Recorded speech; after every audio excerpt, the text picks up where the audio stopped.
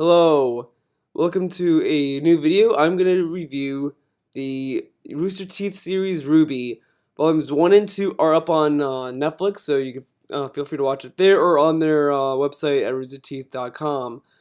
Um, Now in this video, I'm going to review both volumes, but I'm going to do them in two different videos. So this video is going to be about Volume 1 and only Volume 1. So I'm just going to talk about Volume 1 as if Volume 2 never existed. So let's go on with Volume 1.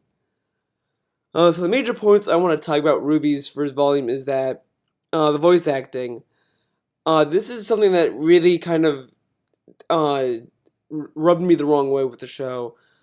I know that these aren't like Hollywood actors or anything like that, so I didn't expect much from them. But to compare work that's on par with this, like Rooster Teeth, for like Red versus Blue, for example, and Rooster Teeth, that the voiceover work in that series was a lot more interesting, and it was actually very well done. In RWBY, some of the most of the voices do match up with the character's face, but the only character that I really think is by far the worst, and no offense to the voice actress, it's not really her fault. It's mostly is whoever casted her for this role. RWBY.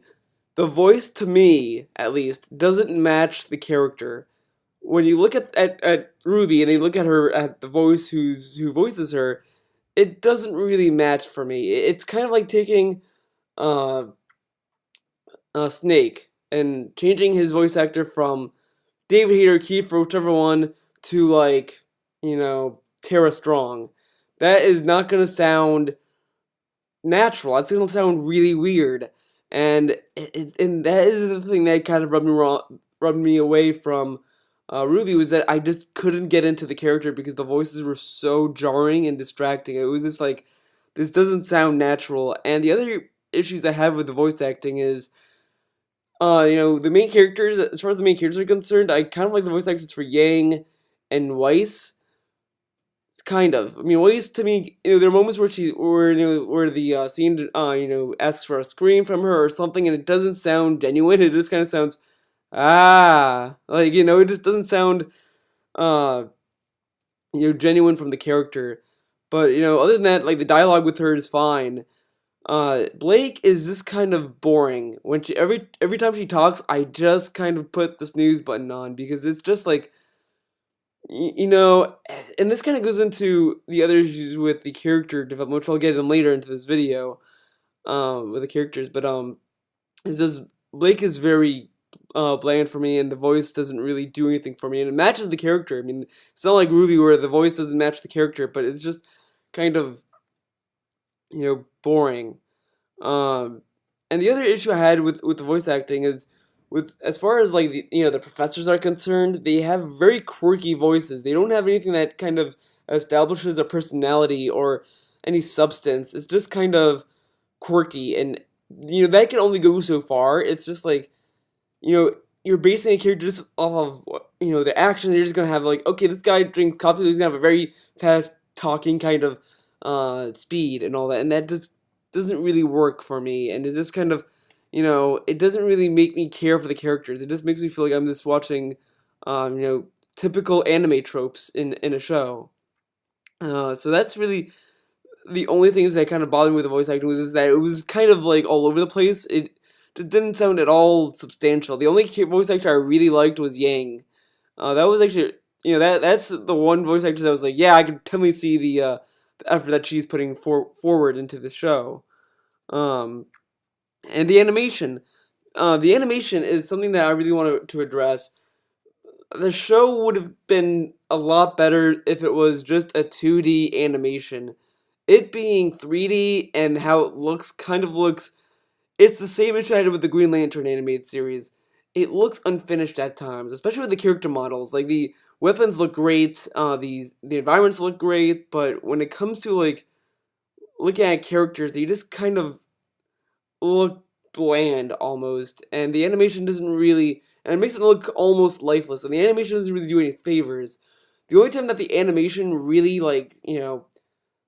hits home is the action scenes. When you see an action scene being portrayed in RWBY, it is insane and really hooking.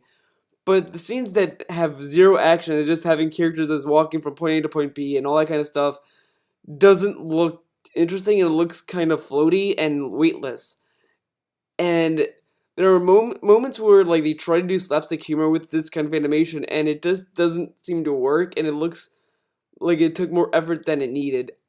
I don't know, it just didn't really work out the way that it should have for me. Like I just didn't like how how the animation looked when it was not in combat. It just looked kind of weird. And I've seen like fan animation projects that looked a little bit better. I mean, it's just, it could have been tweaked a little bit more. I feel like in Volume One, and the sound quality.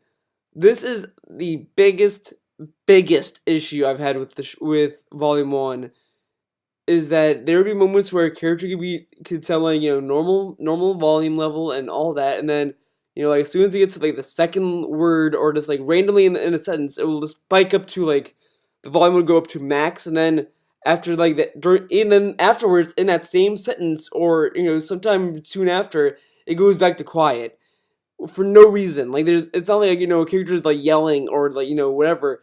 It's just them talking in a normal voice, and then the volume being pitched up and low at random parts with no rhyme or reason.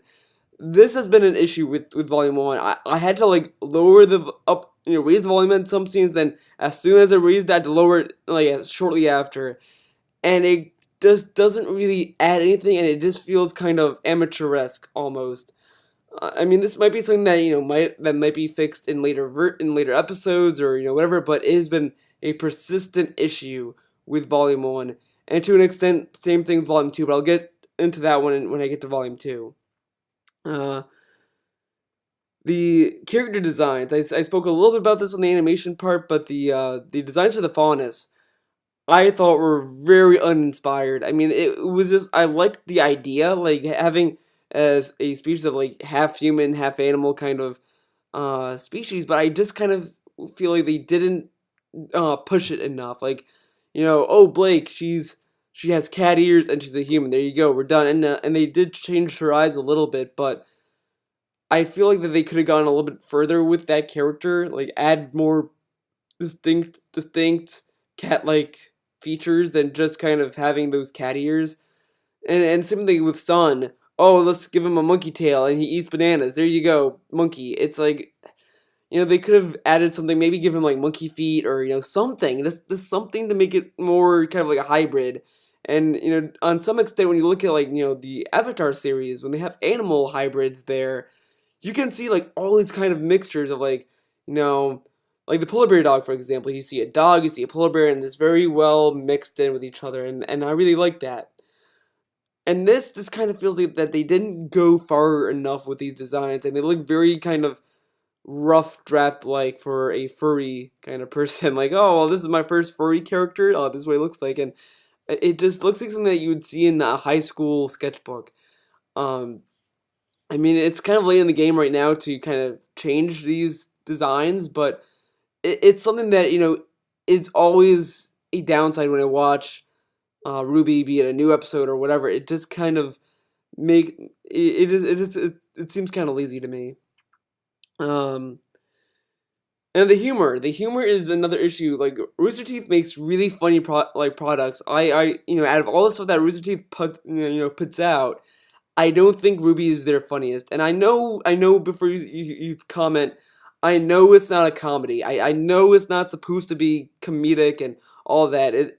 But when you have humor in a show, I kind of expected to have somewhere on the scale, on like, on the same caliber as a Rooster Teeth production. And the humor just didn't really work for me as much as it did on Red versus Blue and their live action stuff. This just kind of feels like that they either the jokes are really trying really hard to be funny, or they're not trying enough, or they're just kind of pointless. Like in the montage scene when Blake is reading that, is like embarrassed about that some like romance novel that she was reading. I feel like that they could have designed the book to be a little more of a parody of Twilight or something, to make it that connection a little bit more impactful. Like in The Last of Us, they did the same thing where they had a poster of like a Twilight movie, but it wasn't called Twilight, but it had the same kind of like kind of like pieces that you could put two together to say, oh, that's making fun of Twilight. They could have done the same thing with this book that Blake was ashamed of reading, but they just didn't really go with it. They just kind of left it as its own thing. It just didn't work, and that's the issue with the humor I have with it. It doesn't really fit in with the kind of humor that people are used to from Rooster Teeth. I mean, again, I know it's not supposed to be comedic, but it's something to keep in mind when you're trying to be funny. When they're trying to be funny. Um, Now here's the other issue I've had, and it's going to be more about the story, character development kind of stuff.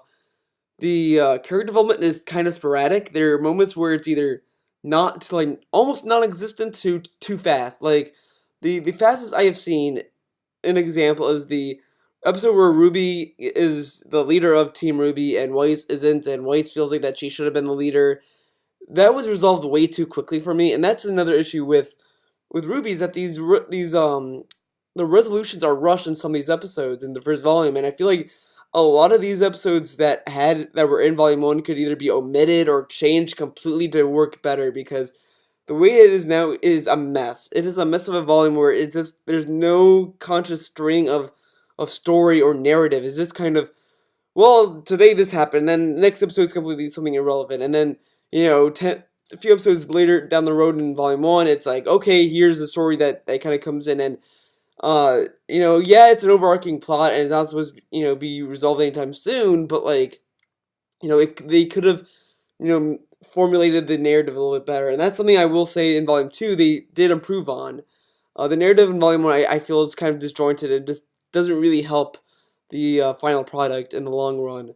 Um, but yeah, with the resolutions, they're just rushed. Like, Weiss is instantly okay with not being the leader. I just kind of feel that's kind of shitty for a character that wanted to be the leader of Team RWBY to be like, okay, well, I'm not the leader. All right, I'll deal with it. After like a conversation with a professor, I feel like that there should have been a scene where RWBY proves herself to Weiss that she could be a leader, and I feel like it might have just been them saying, well, we don't want to go over this traditional route, but they could have done something different with it, or they could have just, or just stick with it, because having a rush resolution like that just doesn't really work, and it just doesn't feel genuine, and they might go back to it later in another issue or another volume or whatever, but right now it's just, to assume that this is the conclusion of that kind of conflict, I feel is kind of rushed.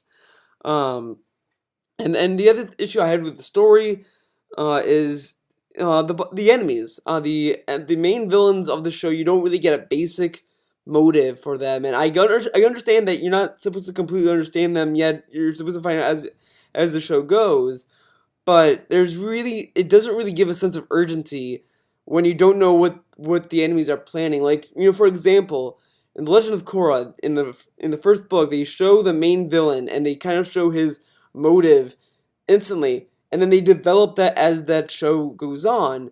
So I feel like in this they could have shown at least some motive from these villains, and then just kind of develop that as it goes. You don't have to explain everything about the villains, but they could have at least shown a little bit of what they're trying to accomplish, just a rough idea or something to put in context that makes you say, "Oh man, I really want to know what happens."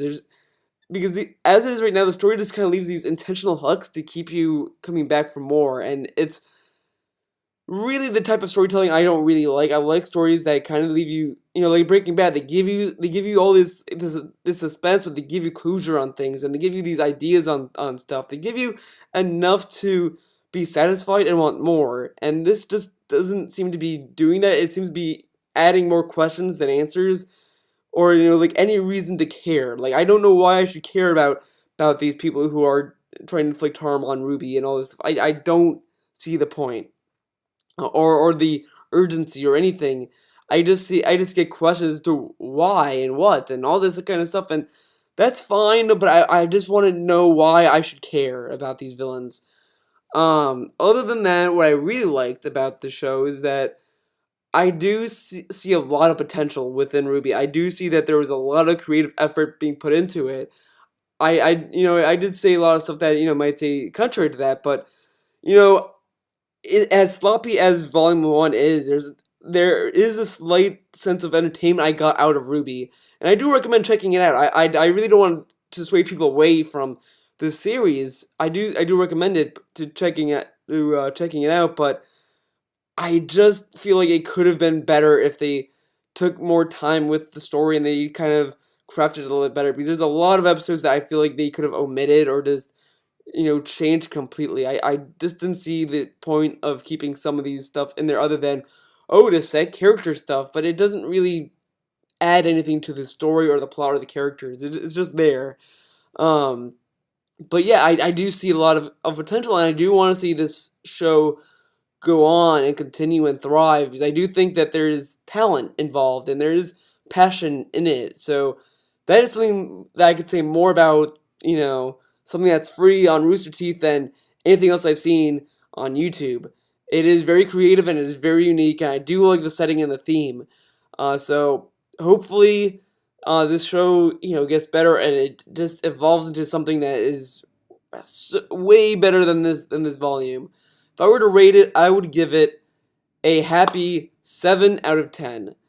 I do recommend it, so check it out at roosterteeth.com. The show is RWBY, RWBY. Thanks for listening, and stay tuned for my reactions on Volume 2. See ya.